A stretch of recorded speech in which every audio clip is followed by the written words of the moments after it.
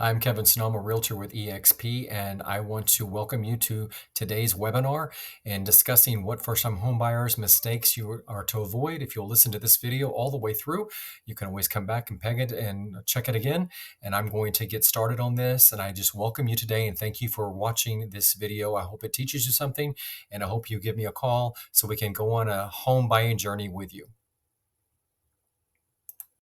So a little bit more about myself. Again, Kevin.snow. I'm a real estate agent with eXp Realty, a broker associate.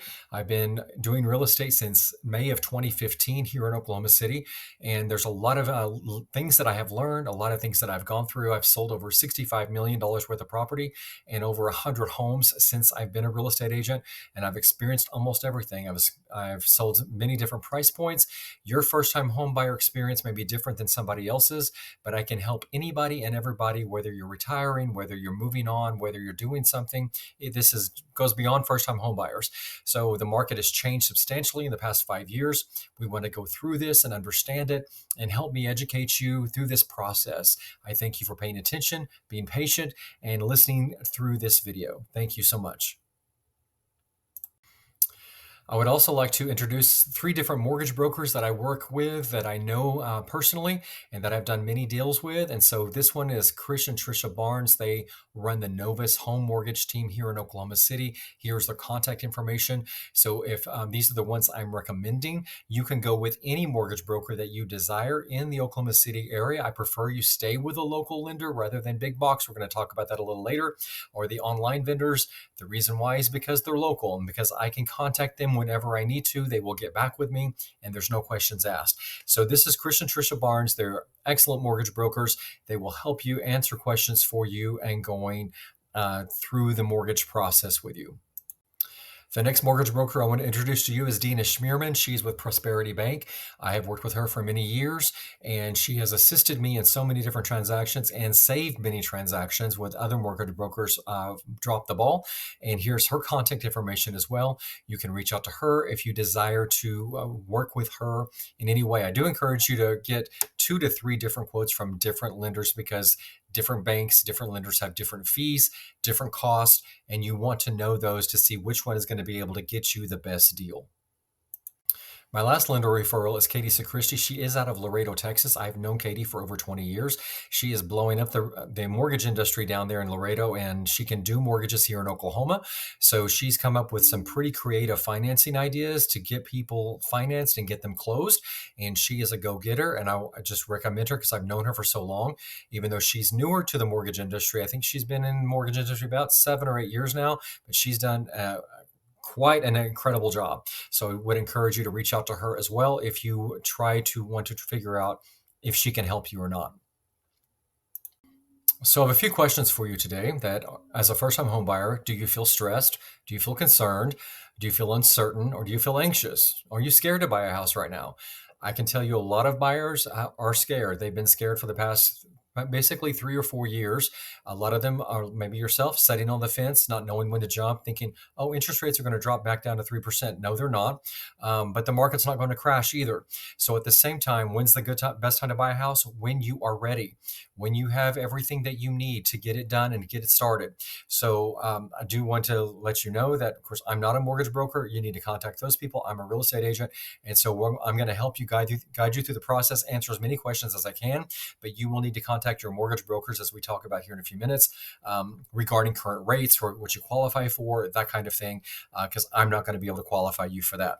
So by the end of this video, you're not going to be stressed. You're going to have a lot of your questions answered. You're not going to feel so concerned. You're not going to be so anxious because I'm going to break this down in very simple time relieving rules. Okay? I look forward to this journey with you. So by the end of this webinar, you'll be knowledgeable about the home buying process. You'll be equipped to get your mortgage approval. You'll understand which mortgage is best for you, and you'll know how much you can afford on your new home. This is why it's so critical and so important that you get that pre-approval first, so we do not overshop for you and look for a house that you cannot afford to buy, and we have to downgrade you into a lower class home or a lower priced home that may not meet your expectations. So some of the things we're going to talk about today is the first-time homebuyers program. There are several different down payment assistance programs out there in the Oklahoma City area that you can utilize. There are 4 different types of mortgages that you may qualify for, about getting your pre-approval versus your pre-qualification, using large corporate banks or online mortgage companies, skipping the home inspection, buying directly from a builder, and the importance of a good credit score. So, what are the steps to home ownership? Number one, you need to come to this class and learn everything I'm going to teach you in a nutshell. Number two, you're going to get your pre approval with a lender of your choice. Number three, you're going to go house hunting with me, your real estate agent. You can use any real estate agent you want, but I prefer that you use me because I'm giving you this valuable information. And lastly, of course, we're going to close and you're going to get to move into your dream home. So the first mistake that often first-time home buyers make is that they ignore or don't even realize there are down payment assistance programs out there. Now, a first-time home buyer doesn't mean you've never bought a house before in your life. If you haven't lived in an owner-financed home that you've been buying for like at least 3 years, guess what? You qualify for a first-time down payment assistance program. So that will get you a discounted interest rate. That will get you a lot of different little perks, if you will, because it's considered your first time buying a home. Now, if you currently own a home and you're needing to sell a home and buy another one, you would not qualify. But there are other programs that you might qualify for. So just be patient. Let's get through the process, and I'll answer some more questions for you as we go through this. So how many of you are paying rent or living with a family member? And so if this is the case, you may be ready to spread your wings and see if you can qualify for a home on your own. I can tell you that you do need to be working on your job for at least 2 years to be able to do this, or be in the same line of work if you recently transferred jobs. So what is a first-time home buyer grant? Now there are down payment assistance programs that you pay back at the end of the loan. There are some that are forgivable. A first-time grant is specific to your location. It's dependent on your income. It is a forgivable second mortgage, and it can be considered as down payment assistance. Again, there are several different companies that offer these programs. Your lender will guide you to the most profitable one. The one I like the best is through Community Action. It is an Oklahoma City designated area. They have 3 different types of programs, one for a certain grid map inside of Oklahoma City, another one that is for Oklahoma County, and another one that is for Canadian County. And so the Oklahoma City one has the best, in the Oklahoma City map, has the best grant programs that are there. This is, of course, when they have funding. They do run out of funding because so many people do use them. So the quicker you get your application in and you get everything filled out, you do have to take classes with these some of these grants and some of these people, but they do help you, educate you, and keeping your mortgage current so that you don't lose it. Typically, they last these. The second mortgage lasts 5 to 10 years. You have to live in that property that long. If you sell or rent out that property during any time before that 5 to 10 year period, whatever is designated for your situation, they will prorate that. Whatever the difference is what you have to pay back. Again, do talk to your mortgage professional about these down payment assistance home programs. They know more about them than I do, but this is the OHFA, Oklahoma Housing Finance Association. The general program terms are a 30-year fixed rate, which again is a discount. Lately, I've been seeing at least 1% under market rate. So if market rate's 6.5, you may qualify for around 5.5, maybe 5.7. That's a huge difference in your mortgage payment. It'll be for your primary residence only. This is not available for investors. There's no down payment. There's down payment assistance in the amount of 3.5%. That's the note amount. This is an FHA loan that requires that 3.5%. So they're going to bring that to the table for you. There's no repayment of down payment assistance required in some situations. Other times there are. So again, clarify it with your lender depending on which one you qualify for. It is available in all 77 counties in Oklahoma. It's available to first-time and sometimes repeat home buyers. Again, talk to the mortgage professional because sometimes these rules change even after I record this video. There are different products: gold product, dream product, and of course the requirements. You do need a credit score of at least 640. Your maximum debt to income ratio cannot be more than 45%. That includes car payments, credit cards, that kind of thing. So you want to keep those other outside debts lower. And many times your lender will be able to go through your credit report and tell you, yes, pay this off, or no, pay this down, do not pay it off, so on and so forth. If you do not have a credit score, they can help build your credit score with other things that do not appear on your credit report. Like if you've been paying utility bills, cell phone bills, that kind of thing, those things that do not appear on your credit report, they can build you a credit score or a credit history based on other things. If you're paying rent, they can do that also with your rental history as your landlord provides. You get a higher debt income ratio with a credit score of 680 or more. Your borrower's total income must not exceed the OHFA's income limits per product. So they do have income limitations on these products. You can't be making like $200,000 a year and qualify for this. There's typically limits on the amount of the purchase price, as well as limits on how much you can make depending on your family size. So here's an example of what it looks like to get down payment assistance and how much you need to bring to closing.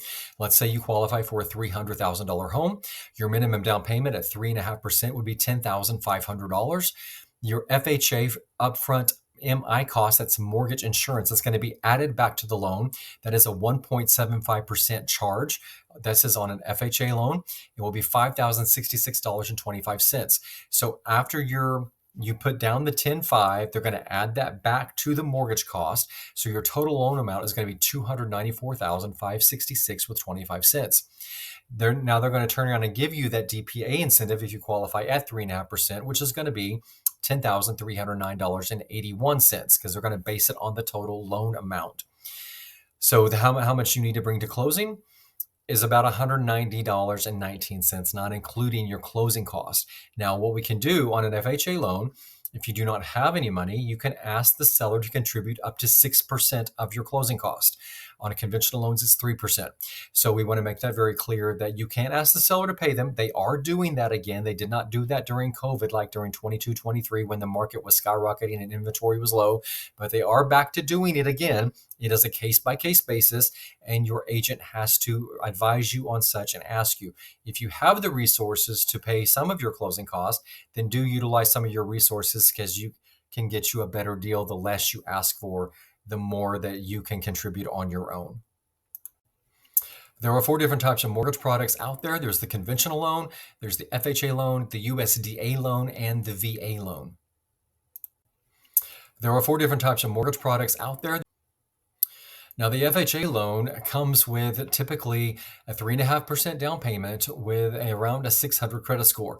However, there have been some recent changes within Fannie Mae and Freddie Mac, the government entities that underscore and check out these FHA mortgages.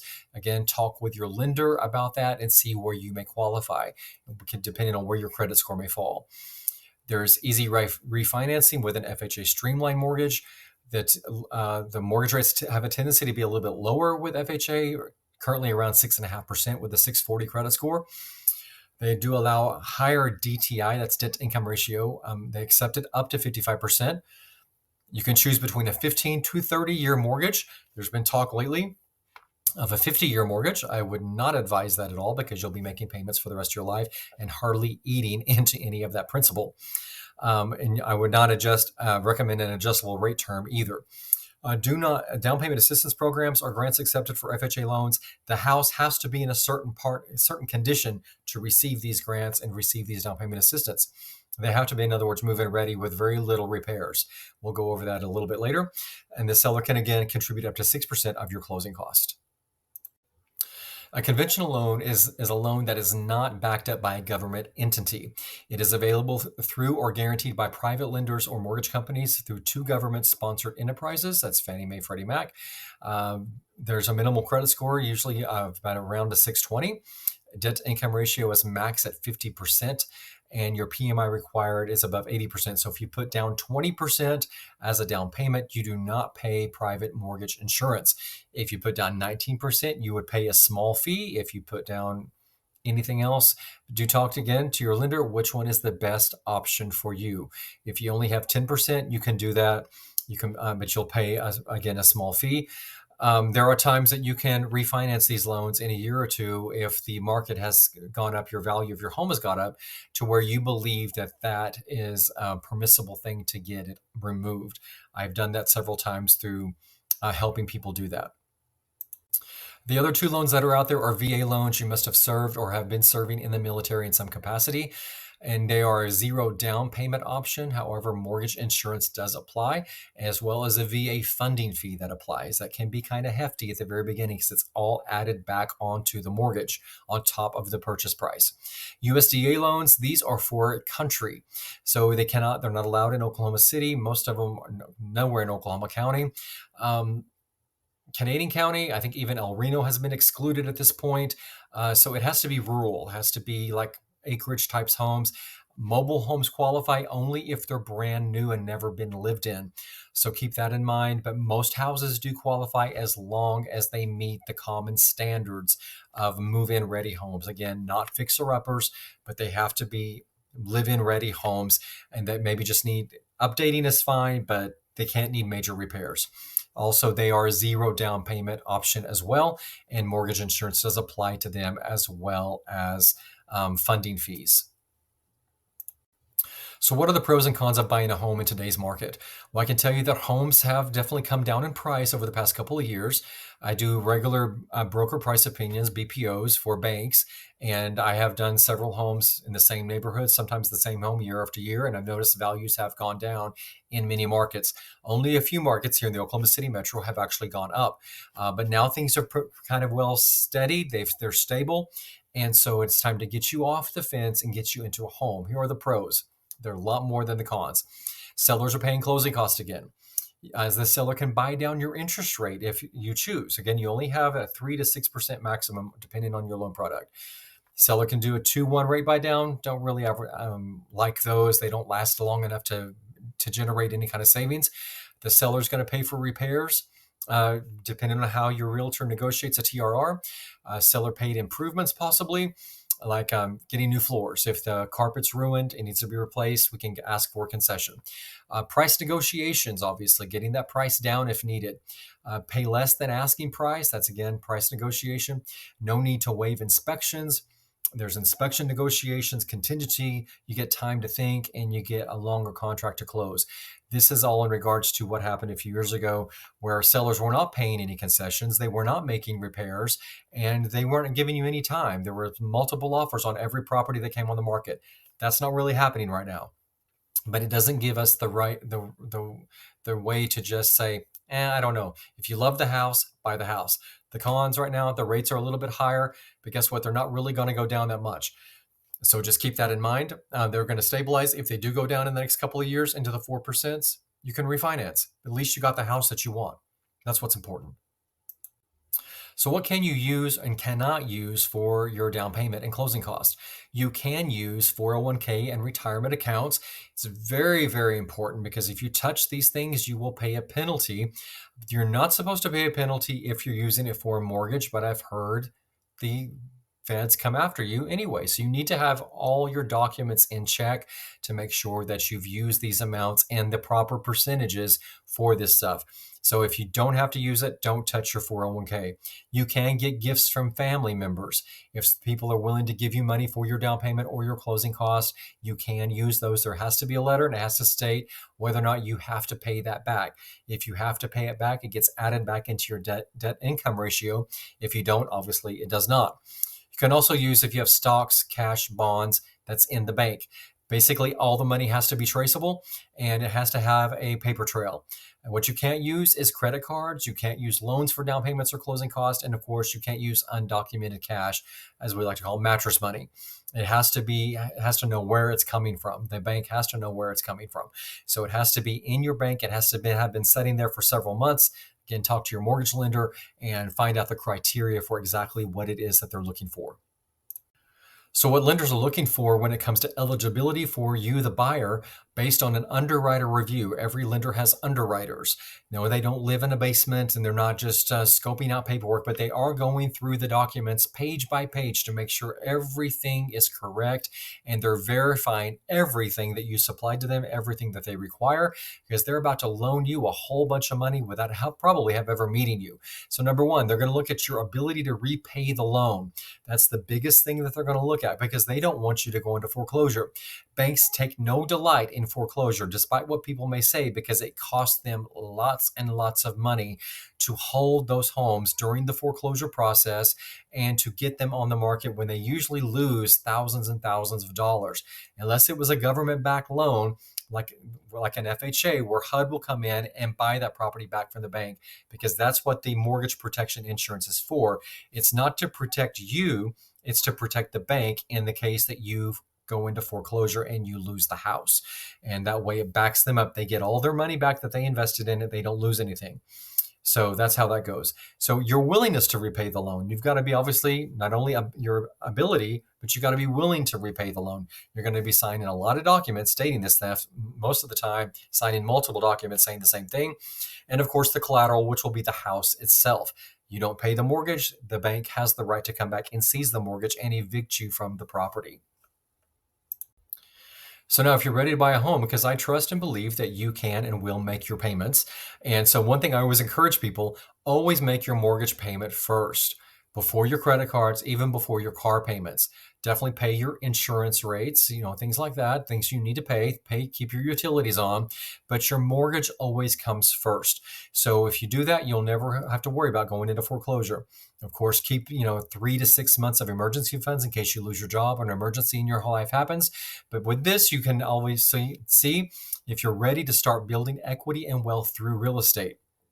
Equity comes when you buy a house in today's market and you keep it, you hold it 5, 10, 15, 20 years, and that thing is now worth double what it is when you first bought the house.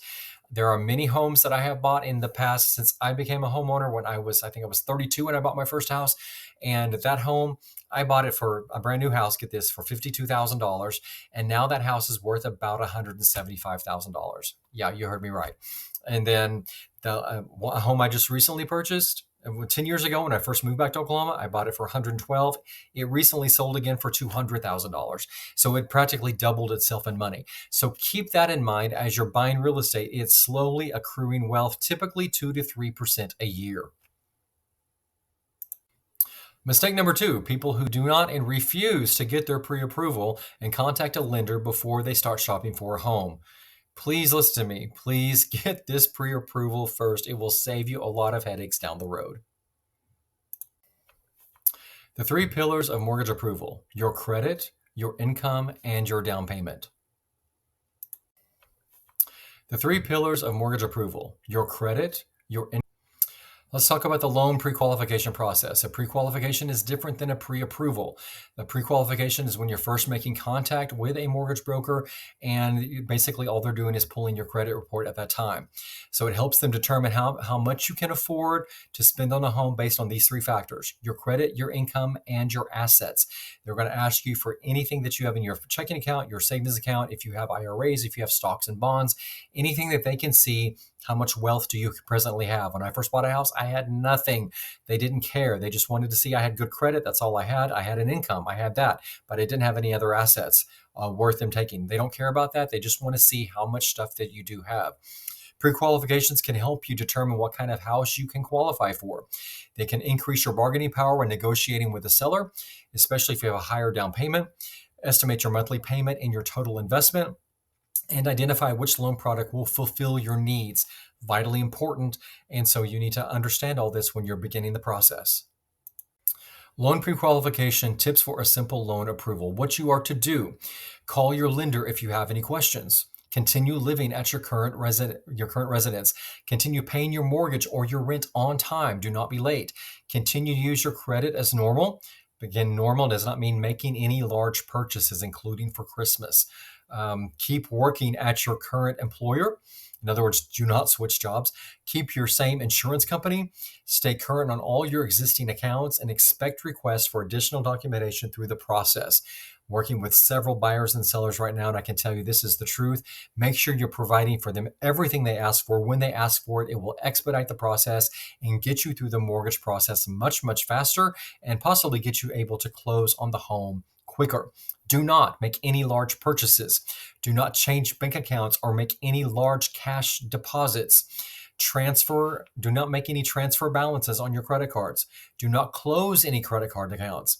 Do not consolidate your debt onto one or two credit cards during the mortgage loan process. Do not apply for new credit or take out a new loan or co-sign for a loan in any way, shape, or form. And do not max out or overcharge your credit card accounts. Very wise advice. These are your do's and don'ts. And again, you can take pictures of any of these slides or refer back to this video anytime that you need to if you are forgetting anything. So what's the difference between a pre-qualification and an underwritten pre-approval? They are two completely different things. A pre-qualification at the bottom there is just your application and your credit pool. That's all that it is. Usually the lender likes to have your pre-approval finalized within 10 days of you applying for your mortgage. Pre-approvals are underwritten. In other words, you've already supplied for them everything that they need. They're going to ask for the last 2 years of your tax statements. They're going to ask you for several months of your pay stubs. They're going to ask you for several months of your bank statements and any kind of assets that you may have. So keep all that in mind, and they're going to give you a checklist of what you need to provide for them. Because once you get it all to them, they're going to send you through the first round of underwriting. And if they come back with an approval, then now you're pre-approved. If they come back with a kickback, they're going to say, we still need more information. You can go and start shopping for a home with a pre-qualification, but know that if you drag this out, it can cost you time and effort because things were not provided all the way. I currently have a buyer and she did not listen, and she's basically struggling in her mortgage application right now, and she's under contract, and we've already had to extend the contract once because she didn't provide all the things that the lender asked for. So please keep that in mind. She wanted to be closed by a certain date. We could not close. That date's already passed, and now we've had to extend about 3 weeks to come to deal with all the slow pace that she's been doing because she didn't understand. Always ask questions, always provide every document that the lender's asking for. So what on earth does a $200,000 and a $300,000 house look like? Well, they look kind of like this. So you can see that now this is one's in Northwest Oklahoma City. Now the metro is kind of the same all over. There are different pockets that sell for more money, different pockets that sell for less money, different neighborhoods and so forth. So as you can see here in 73132, that's in Northwest Oklahoma City, kind of around the Bethany War Acres area. 3-bedroom, 2-bath, 2-car garage, 1,578 square feet, built in 1974, selling for $200,000. And then there's a $300,000 house and more. And a 3-bedroom has an office, has 2 baths and a 2-car garage, 2,443 square feet, built in 05. Now the top house obviously is going to probably be a little bit dated. It's going to have a lot of original elements in the home from the build date. So you're going to have original cabinets, original bathrooms, that kind of thing. You might have, hopefully, the flooring has been replaced at some point. It may have popcorn ceilings in there. So keep in mind, it may require a little bit of work, but as long as the home is livable, the roof doesn't need to be replaced. There's no rips or stains, tears in the floor. There's no holes in the walls, that kind of thing. As long as it can be lived in the way it is, it can be dated. As long as it can be lived in, it will qualify for an FHA loan. If the roof does need to be replaced, we negotiate that with the seller's insurance and try to get that replaced prior to closing. If there's issues with holes in the walls or floor, we try to get the seller to fix those things prior to closing as well. The same thing goes with the $300,000 house. You never know what kind of condition these homes are in, because they are older, they are used. And we are trying to obviously to get you the best house for the best deal, depending on the issue and your situation, because every buyer, every seller, every situation, every contract is completely different. So just keep that in mind. But this is about what you're looking at in today's market, what you're going to get. Homes on average, older homes are selling for around $120 a square foot. And other homes, newer homes that are in better condition are selling anywhere from $140, $150 a square foot. New construction is selling anywhere from $160 to $200 or plus a square foot, depending on the neighborhood. So just keep that in mind. So mistake number 3 is using big banks or online mortgage companies. So why do I say that? Because there's a lot of different reasons, and we're going to get into that here in a second. But big banks like Bank of America, Wells Fargo, those kind of things, online mortgage companies like Rocket Mortgage, it's hard to talk to the same person twice. They have lots of clients from all over the country, and I have used these in the past, but I don't recommend them because many times there's a kind of a burn process. And so I don't want you to have to go through that. I'd rather you go through a local lender just because they're more accessible and easier to deal with. So the reason why we ask you to use local lenders instead of big banks or online mortgage companies is because their bank penalties are expensive. Those are things they need to disclose to you up front. Most banks will charge you an origination or discount point. Sometimes those can be very hefty. You need to know how much those can be. In large banks, you're just one of the thousands of clients to them. You're just a number. Large banks typically have stricter guidelines that will not cater to specific situations outside their general box. And they may not work with local down payment assistance programs. Keep that in mind. So these are some of the things you need to consider when you're choosing your lender. This is why I ask you to make sure you choose two or three, because you want to compare them side by side to see who has the best rates, because they're all just a little bit different. So mistake number 4 is buying directly from a builder without a realtor. We'll talk about that here in a sec. So mistake number 4 is buying directly from a builder without a realtor. Okay, so you want to buy directly from a builder thinking it'll save you money. It won't. Your closing cost assistance can be a bait for a higher interest rate, which could cost you more in the long run. A lot of builders will have incentives if you use their direct lender. Well, many times those direct lenders come with hidden pricing that you're unaware of. In fact, there are several builders under lawsuits throughout the country because of this very reason, because they felt like they did not understand what they were doing, and now they're finding out they were in adjustable rate mortgages. They found out that things were not explained correctly because a lot of these people went directly to the builder and they did not have a realtor representing them to help them make these decisions and ask questions and to work as a buffer. A realtor can help you make the decisions financially as you build your portfolio. A realtor works hard for you, and this as a sales agent works for the builder. And a realtor is knowledgeable about what to look for during inspections and final walkthroughs. So during I want to say it's 2023. I had a buyer. All they could do was really do new construction because everything else that was older was just selling too fast.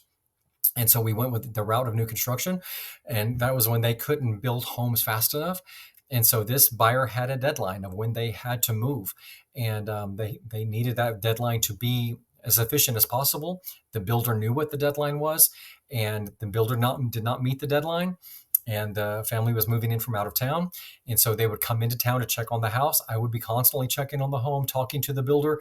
And I'll have you know that it was maybe 4 or 5 times we had to go through. And when they promised it would be done, it was never done, go through, still not done, till finally they got it finished. And the buyer was getting upset. I was getting upset. I was having to drop the hammer on the builder because these people needed to have a realtor in their corner. Otherwise, it would have been extremely stressful because I handled and took a lot of that burden off of them and got the deal closed. Without a realtor, they would have busted it, lost their earnest money because it's hard to get your earnest money back from builders as well. Mistake number 5, skipping a home inspection. I would never, ever advise you to skip a home inspection. They are worth their weight in gold. Mistake number 5, skipping a home. So what is the cost of skipping a home inspection? Well, you purchase a house unaware of things that could be potential deal breakers. You lose your negotiating power, and you risk inheriting non-structural or structural safety issues such as mold, radon, or carbon monoxide, as well as, of course, anything that could be wrong with the house. You miss having to forecast a future repair cost, and you're oblivious to illegal no-code additions and remodels. So there's a whole lot more that you're missing out on. It's very important that you get a home inspection. The home inspector, if the house is older, has a crawl space, they're going to crawl under the house. They're going to check all the pipes. They're going to get on the roof, check at the edge of the roof. They're going to check the air conditioner. They're going to check the electrical panel if it's been tampered with. They're going to check everything about that house, and they're going to find out everything that's wrong. And then when they come, they're going to give you a report. We're going to go through that report, and we're going to submit that to the seller, and we're going to ask them to fix certain things, especially things that are lender required repairs. So mistake number 6, not having your credit score in order. Now, this is a big one because I talk to so many people and they say, I can't buy a house, my credit sucks. And I see them 5 years later, I can't buy a house, my credit sucks. Well, guess what? If you would have started fixing your credit 5 years ago, now your credit wouldn't suck anymore, and you could buy a house. Negative stuff only stays on your credit report 5 to 7 years. So those things fall off after time. So there are people that can help you though. Get your credit score in order, and as well as your lender. Always talk to your lender. If your credit score is just a little bit shy, they can tell you what to do to get your credit score up within 30 to 60 days. If you need to talk to a professional about credit repair, I recommend Derek Adair here in Oklahoma City. He is also a real estate agent, and he can help you with so many different things. As you can see here, you can reach out to him, 405-500-7007. He can help you get it figured out and try to get your credit score up higher. He does charge a fee. You do need to give him a call and talk to him about what those fees are. I do not know at this time, but he can help you out. He's been doing this for several years, and he is verified. So let's say you're thinking about, I just want to wait. Maybe you've been waiting for a year or two and you're thinking, I really want to buy a house, but again, you're waiting on the market to crash or waiting on interest rates to drop. And you're just like, well, it still hasn't done it. I've been talking to people for 2 or 3 years, and that's exactly what they've been waiting for. And they've lost their dream home. Now they've lost their potential. They lost the mountain of equity they could have made because prices have gone down and stabilized. So based on a $250,000 house in Canadian County, today, if you were to pay for that house, you can see in the first column there, it says loan today. Then we have waiting 6 months because prices are continually going up. Waiting 1 year. This is a new construction home, waiting 2 years, waiting 3 years. So we see that the prices are constantly going up. This is just a sample forecast. This isn't nothing guaranteed, but this is just a sample. And this is pretty accurate, pretty spot on as far as what things are going to cost you if you wait to get a mortgage. So there is just a complete scenario here where you're not really saving money. It's actually costing you money in the long run. It'd be better to buy your home today. Stop paying rent. You're not building any equity paying rent. You're paying somebody else's mortgage and putting money in somebody else's pocket. In this particular position, if you were to buy a $250,000 brand new home, it would be worth in 3 years about $259,000. So you've already gained $10,000 of equity in that 3 years. Per se, you could gain a whole lot more. So it just really depends on your scenario and where you're at in the demand in that neighborhood. So how do you feel now? I hope I've answered a lot of these questions for you. Do you still feel stressed? Do you still feel concerned? Do you still feel uncertain or anxious? Are you ready to buy a home? I hope you are, because I am ready here to help you out and to give you everything that you need to get you started and to get you on the road to path to home ownership. Since I bought a home when I was 32 years old, I have never looked back. I've been a homeowner ever since. I'm no longer renting anymore. And I've built a lot of equity over the years, and it has been proved to be a huge blessing in my life, and it will be to you as well. So what are the next steps? You're going to book a call with me to discuss your personal situation. And we're going to talk about your situation to figure out when the time is right for you. Even if it is 6 months down the road, that's okay. If you need to get your credit score in order, that's all right. I've been working with clients a year or two, waiting on them to get everything together so they're ready to buy a home. I don't mind the wait. It's just a matter of it's when you are ready. The second one is to get yourself pre-approved. Pre-approvals typically last about 90 days, so it's not a waste. Just make sure that when you get that pre-approval, you're actually ready to start shopping. Number 3, of course, go house shopping and let's find your dream home together. There's a whole other thing about what your expectations are versus your price point. You're not going to get a lot of amenities that you want at a $200,000 price point versus a $400,000 price point, versus the size of the house, the amenities that house may or may not come with. So do keep that in mind, as well as when you begin your home shopping experience. Again, if you have any questions, I have the 3 lenders' phone numbers and their emails, as well as my information, my phone number, my email, my website, that you can go on. You can ask me these questions. You can text me. You can call me. I'll be happy to answer as many questions as I possibly can, as well as, helping you get your first foot forward and helping you into homeownership. I want to say thank you so very much, and God bless you. I appreciate you watching this video. I appreciate you taking the time to text me, email me, and let me know what you're thinking and how I can be of better assistance to you. God bless you. I look forward to hearing from you.